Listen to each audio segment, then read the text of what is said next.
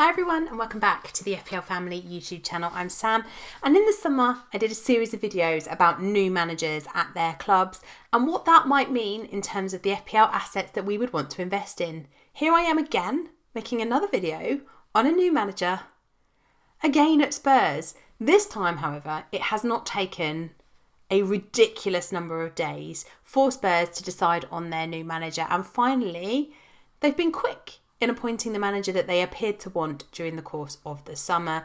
On Monday morning, we had the news that Spurs had parted company with Nuno Espirito Santo, and on Tuesday lunchtime came the news that Spurs had signed a new manager in Antonio Conte.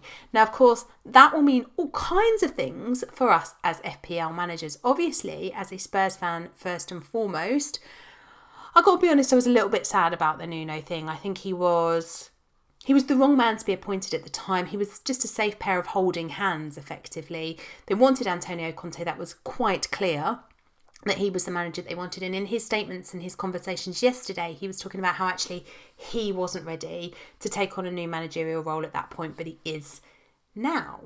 So, of course, Spurs make the move for him, and that will affect what we do as FPL assets. Now, for me, the decision was the right one. Nuno lost me and a lot of Spurs fans when he took off Lucas Moura in that game against Manchester United, because he was the one that actually looked like he might do something in that game. So the news that Antonio Conte had arrived on Tuesday did kind of make me start to rethink what I'm doing with my FPL team. Now, of course, as you know, when Romelu Lukaku got injured a couple of weeks ago, I made that move to Harry Kane. So I am already invested in Spurs, and I do have Ollie Skip, who sits on my bench every week also.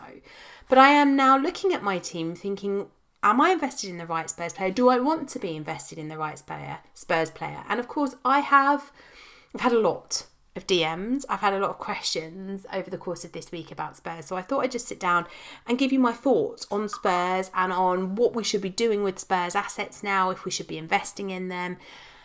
And if we should be investing in them, who should we be investing in? So first of all, I want to just talk to you about this. Now, this is something that Sky Sports put up the other day, and I thought it was really interesting. So we're having a look back at the average positions that Conte's teams took for both Chelsea and Inter Milan. So we can see Chelsea during the 17-18 season and then Inter Milan in the 2021 season. Now, I think there are a couple of things that we can learn from these teams about what kind of Spurs setup we might get. And there's two things that stand out for me most importantly. The first one is that back three. Now, at Spurs, we haven't really been playing a back three very often. We do occasionally play it, and we do have the personnel to play it, but not very often. Often we'll see a back four at Spurs, and that just hasn't been working very well at all this season. It's meant that what we haven't seen from Reguilon is the attacking threat that we know that he is capable of. If Spurs set up with this back three with then these two wing-backs, that will give us a lot of potential for investment from an FPL perspective. And we'll talk about who I would expect to be in those positions in a moment. The other thing that stands out across both of these two sides, of course, is the front two. Now, this is something that Conte really likes to do. He likes to deploy a two-man front two. Obviously, at Spurs, at the moment, we have Harry Kane, but we don't have another out-and-out striker. So the only person that really fits into that mould of playing in that second striker position is Sonny.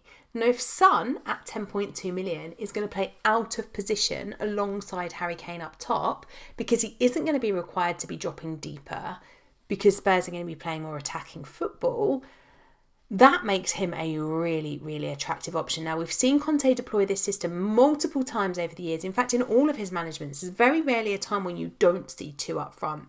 So for me, that suddenly puts an interesting spark on it. Plus his conversation. So if you haven't already done so, I've written an article which is available on Fantasy Football Scout. I'll pop a link in the description below, and I'll link it in the eye at the top. Which talks about what I think might happen at Spurs in terms of new manager bounce. And as part of that, Conte gave a statement about Kane last summer saying that if he was Harry Kane's manager, he would be playing him in the box. He'd be telling him, this is where you belong. You score goals. You go in that box. Now, if that's what he's going to do with Harry Kane, and let's be honest, Harry Kane has had an appalling start to the season. He's been really off of it since what happened over the summer. He apparently, if you listen to the reports that are coming out through the Spurs chatter, is really excited to be working alongside Antonio Conte. And why wouldn't he be? He's one of the best managers in the world right now. looking at what he did with Romelu Lukaku and where he is now, if he can have that level of impact on Harry Kane, that is going to bode well for both Spurs, us as FPL managers, and also, of course, for England when it comes to that World Cup next summer, should Harry Kane decide to remain at Spurs now Conte is there. If he's going to play him as the kind of fox in the box striker, if he's going to deploy him in that manner, suddenly that is opening whole big conversations surrounding Son and his out of position status and how good that makes him. Obviously, how much better that makes Kane, because now we're not going to see him on the halfway line. We're not going to be seeing him out on the wings. We're going to be seeing him in the right positions to score goals.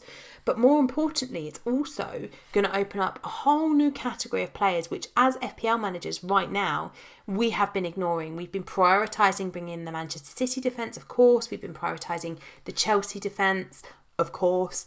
Maybe actually that left wing back and that right wing back position are ones that we really should start paying attention to.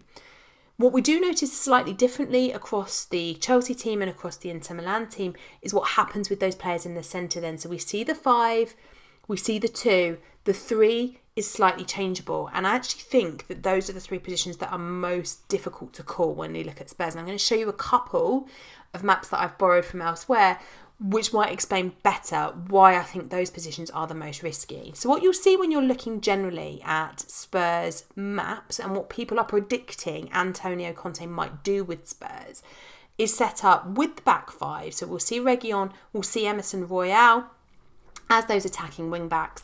We'll see a back 3, and again, there is potential here that these could change. Romero in the middle with Dyer and Tanganga probably alongside him. But of course, we do have other players that could play in those positions too, with the likes of Sanchez.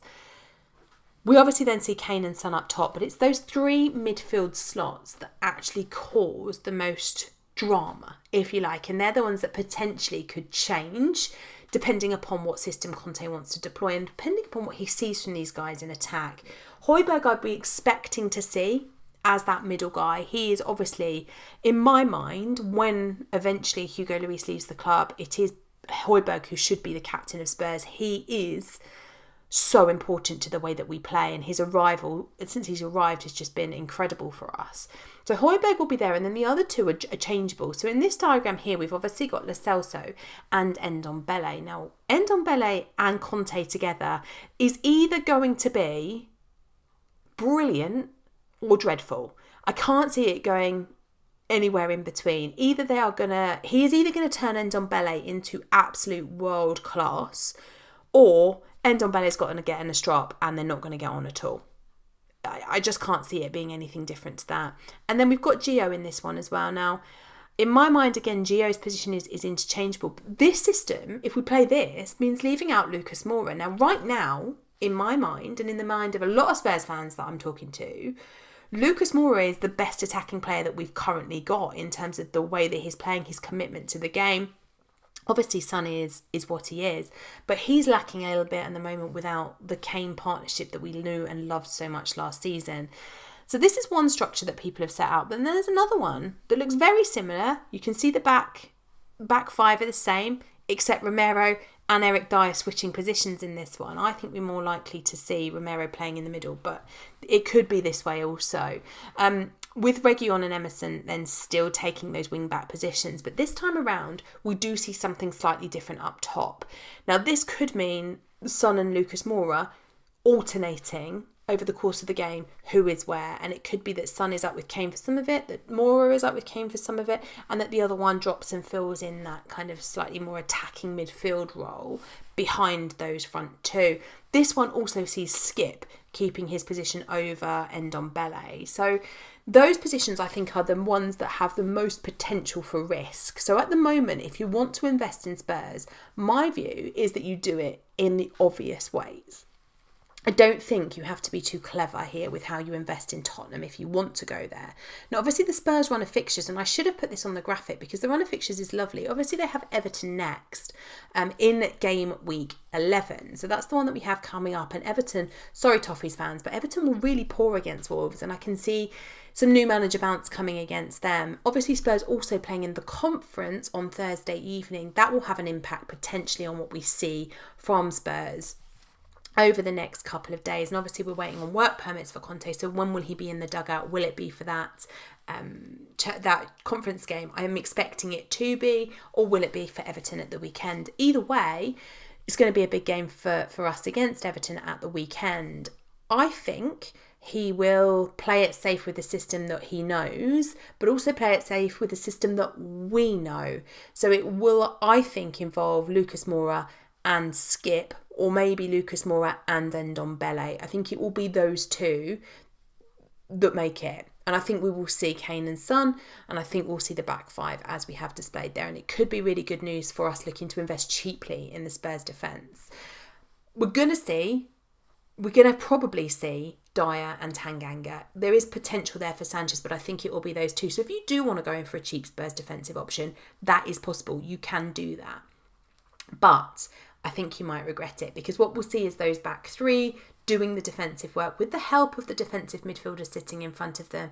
And if we look back on what was happening when I've gone to the wrong one, when Conte was with Chelsea and with Inter Milan, we saw the impressiveness of those wing backs. Now with Reguilon and with Royale, we have seen glimpses of it. We saw it from Reguilon last season. We've seen glimpses of it from Royale so far this season. But when they are deployed in that manner where that is their job is going to be to get forward and feed the guys in the box.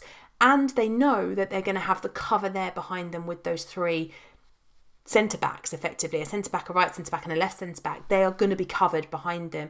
And that's the thing that's been lacking for me for Spurs right now. Spurs love counter-attacking football, have loved counter-attacking football for a while, but there needs to be that protection. And we haven't really had that since the days of Toby Alderweireld and Jan Vertonghen.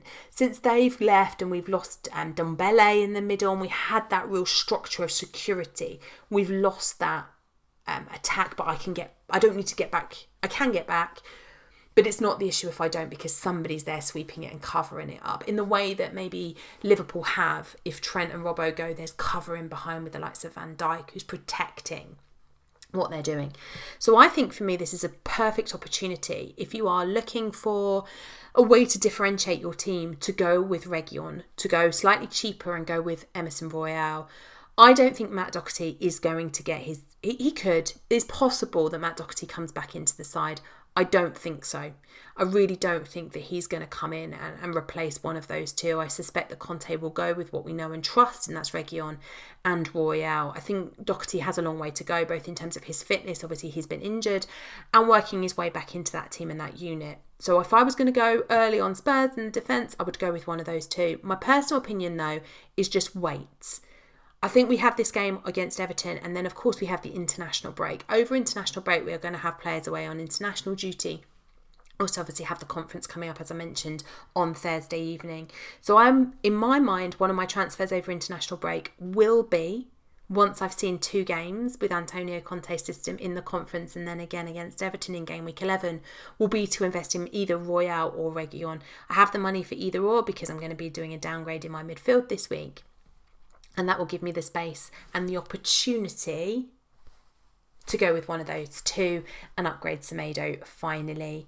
But I do think what you could do ahead of this weekend is take a risk and invest in Son or Kane. Now, Kane is going to be a much harder decision because probably that means taking out one of your other premium assets. Unless, of course, you've already done that when you took out Lukaku when he got injured and you've got the money sat in the bank. I think now, if I wasn't invested in Spurs at all, now obviously I am a Kane owner and so I'm not going to double up for this weekend. I'm going to stick with Harry Kane. But if I wasn't invested at all, I would 100% be making moves for Son this week. Son is exactly the sort of player that thrives on new manager bounce. He will be excitable, he will be doing all the right things, he will be impressive for the new manager against Everton at the weekend. I think on Sunday afternoon we could see some real good points returns from Son. Let's not be fooled, though, that this is going to change Spurs overnight. Spurs have been woeful so far this season. Even in the games when they've won, they haven't looked impressive. The only time I've really been impressed with them was against Newcastle. And unfortunately, Newcastle, that was more about you than it was about Spurs. Of course, that was the game where Steve Bruce then subsequently lost his job. So for me, I'm not getting overly excited, but I do think there is an opportunity to go quickly go a bit early, because the fixtures that follow that Everton game are so nice from a Spurs point of view. You know, we've got teams in there that have been playing dreadfully. We've got teams like Leeds who just haven't looked watertight at the back. Plenty of opportunities there for Spurs to get goals. Teams like Norwich, again, same thing. Plenty of opportunity for now and the foreseeable future to have invested in Tottenham. My current plan then, hold Harry Kane, but if I didn't have Harry Kane already, I would be making moves for Sonny this week. And after international break, I'm definitely going in with one of those Spurs defenders. So, let me know what you think about the Antonio Conte to Spurs news. Do you think it's as good as it potentially sounds?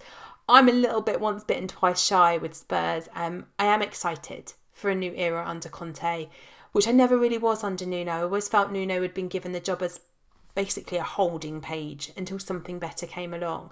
It always seemed to me like they wanted Conte or they wanted Poch back, and when they couldn't get either of them, they needed a manager, and Nuno was there at the right moment. I feel a bit sorry for him really from that perspective. Probably shouldn't have taken the job in the first place, but hey, that's all hindsight, isn't it? Right now could be a good opportunity to go early. It could be an opportunity to get on board those Spurs trains for this nice run of fixtures without too much risk, because obviously it's easy to move away from them. Plus, the fixtures are nice, so if they're ever going to go on a good run of form this season, now is that moment. And with a manager like Conte, who's just going to scream at them if they don't, I suspect Spurs might play well this weekend. Let me know in the comments below what you're doing about Spurs. What do you think about Conte? Who are you going to invest in? Who are you thinking about investing? Or are you playing it safe, getting over the international break and then investing for game week 12? I'll be back tomorrow with a top points pick video for the week, looking at the defender, goalkeeper, midfielder and forward who I think will score the most points this weekend. Come on, you Spurs.